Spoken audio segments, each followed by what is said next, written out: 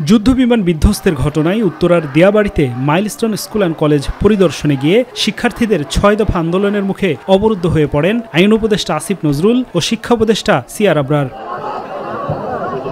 এ সময় আন্দোলনরত শিক্ষার্থীদের স্লোগানে উত্তাল হয়ে ওঠে পুরো এলাকা। আইন শৃঙ্খলা রক্ষাকারী বাহিনীর সদস্যরা পরিস্থিতি নিয়ন্ত্রণের চেষ্টা করে। মাইলস্টোনের শিক্ষার্থীরা সকাল থেকে কলেজের সামনে রাস্তা অবরোধ করে আন্দোলন করেন। এ সময় তারা মরদেহের হিসাব কম দেখানো হচ্ছে বলে দাবি করেন। এতগুলো স্টুডেন্ট যেখানে আহত হলো, ২৭ জনের বেশি তো স্পটে মারা গেছে। প্লেন ওঠার পরে এতগুলো ছাত্র, এতগুলো লাশ গেল কই? আমার বাচ্চা সেফ না, কোথাও সেফ না। মানুষের কান্না, নিষ্পাপ শিশুগুলোর লাশ ভয়ঙ্কর ছিল। এই যে আকাশে বিমান উড়ে না, বোম উড়ে। আমার বাচ্চাকে নিয়ে আমি বের হয়েছি, গেটের মধ্যে আসছি, তখন আমি এই শব্দটা শুনছি। আমার সহপাঠীরা সবাই অনেকভাবে মারা গেছে, ওদের জন্য সবাই দোয়া করবেন।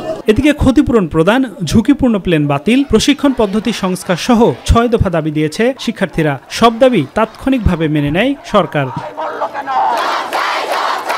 আফজাল হোসেন, মাই টিভি, ঢাকা।